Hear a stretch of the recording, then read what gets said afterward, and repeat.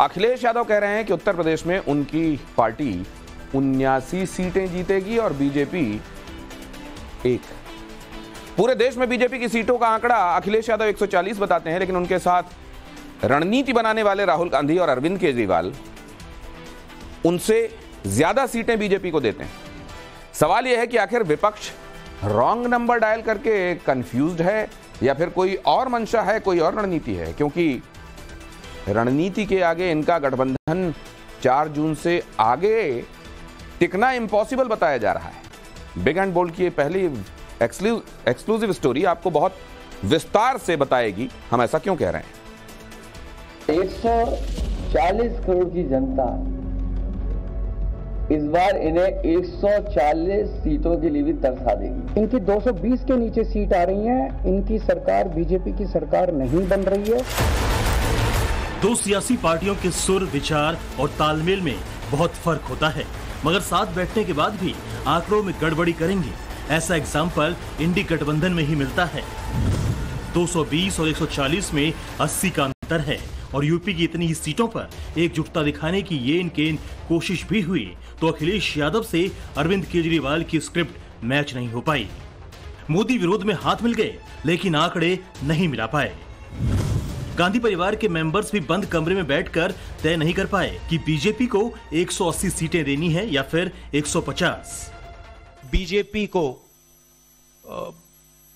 मुझे लग रहा था 15-20 दिन पहले कि 180 से 180 तक जाएंगे, अब मुझे लग रहा है 150 तक जाएंगे। आज के दिन ऐसा चुनाव हो जिसमें कोई गड़बड़ी नहीं हो, जिसमें ईवीएम में कोई गड़बड़ी नहीं है, तो मैं दावे के साथ कह सकती हूँ ये 180 से ज्यादा सीट नहीं ले सकते। अब ये इंडी गठबंधन की स्क्रिप्ट में गड़बड़ है या फिर मोदी विरोध में मजबूरी में शेयर किया गया मंच, सबने यूपी में बैठकर ही अलग अलग आंकड़े सामने रखे और इस फैक्ट को जानते हुए भी कि कांग्रेस और समाजवादी पार्टी की कुल मिलाकर सीटें 2014 के इलेक्शन में 50 नहीं पहुंच पाई थी।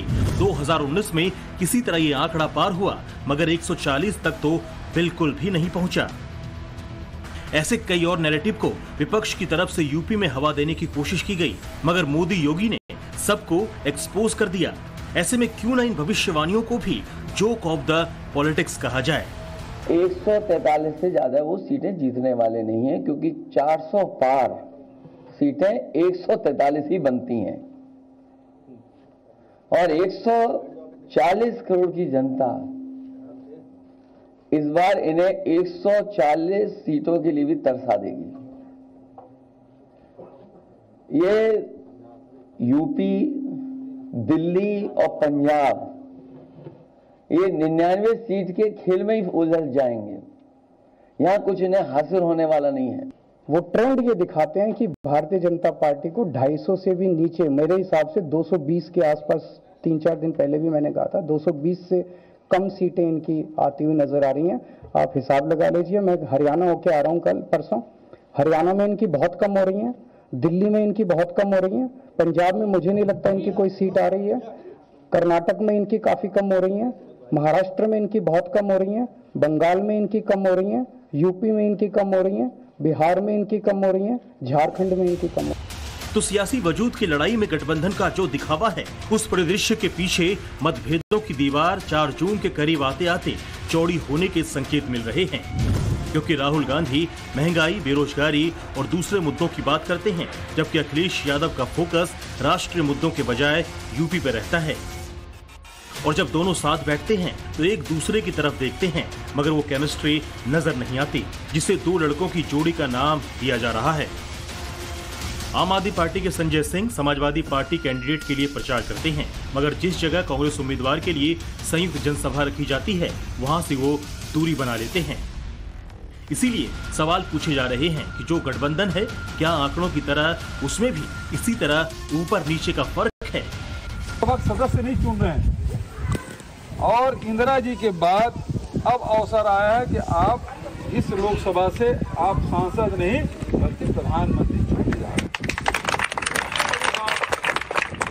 जा रहा है, जिसके आप सब गवाह बनेंगे, साक्षी बनेंगे और उसमें आप भागीदार बनेंगे। इस पर आपकी क्या राय है कि रायबरेली से क्या प्रधानमंत्री भेजेंगे दिल्ली? नहीं, हम अपनी कोई स्ट्रेटेजी आपको नहीं बताएंगे।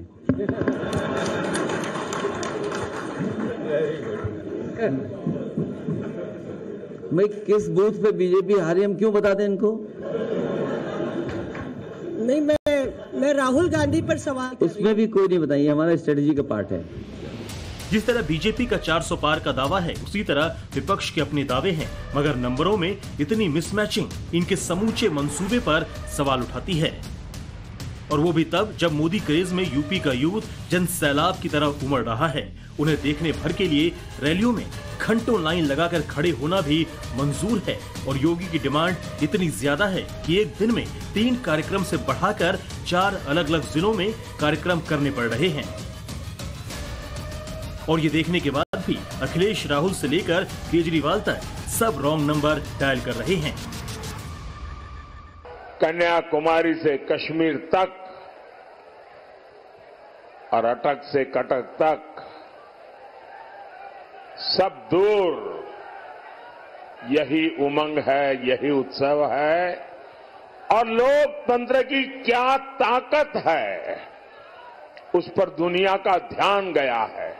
और जहां भी जाते हैं एक ही स्वर सुनाई देता है, एक ही नारा गूंज रहा है, एक ही संकल्प चारों तरफ लेकर के लोग चल रहे हैं। और वो है फिर एक बार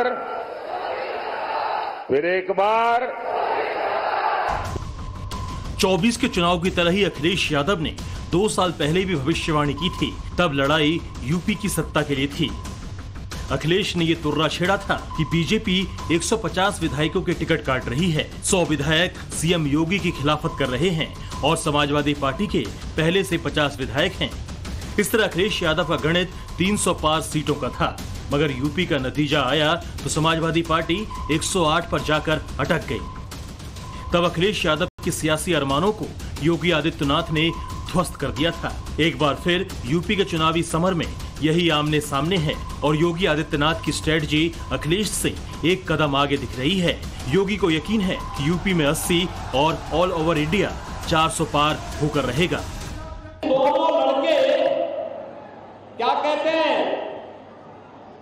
मिलकर के लूटेंगे और हारेंगे तो टूटेंगे। यानी हारेंगे तो एक दूसरे पर लोग आरोप लगा करके आपस में ही मारपीट करेंगे।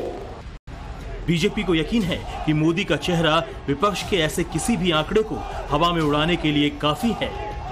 विकासवाद, राष्ट्रवाद, हिंदुत्व, राम मंदिर, आर्टिकल 370 का खात्मा और ट्रिपल तलाक से मुक्ति भी बीजेपी की बम्पर जीत की वजह बन सकते हैं। ऐसे में क्या इन मुद्दों को अखिलेश यादव नकार पाएंगे? क्या अपने 140 सीटों वाले दावे को सिर्फ तुष्टीकरण की पॉलिटिक्स के जरिए जस्टिफाई करने की कोशिश करेंगे? 4 जून को एनडीए की 400 प्लस, भारतीय जनता पार्टी की 370 प्लस, उत्तर प्रदेश में 80 में 80 सीटें हमारी आएंगी।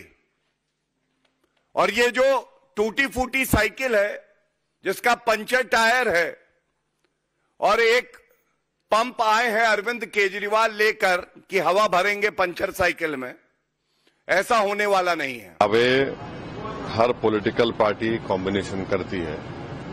हमारी कोशिश यही है कि उत्तर प्रदेश में हम पीडीएम का हिस्सा हैं, हमारी बहन पल्लवी पटेल के कैंडिडेट्स हैं, हम उनकी कैंपेनिंग के लिए आए हैं, उनके जिताने के लिए हम कोशिश करेंगे।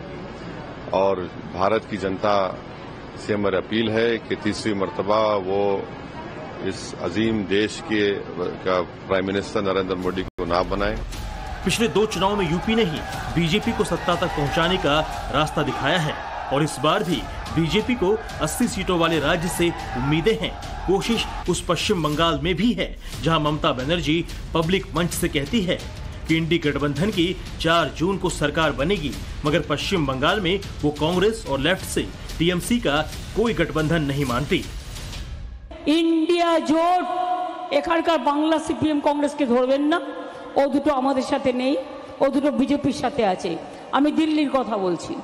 इंडिया জোটকে নেতৃত্ব দিয়ে বাইরে থেকে সব রকম সাহায্য করে আমরা সরকার গঠন করে দেব, যাতে বাংলায় আমার মা বোনদের কোনোদিন অসুবিধে না হয়, আমার 100 দিনের কাজে কোনোদিন অসুবিধে না হয়।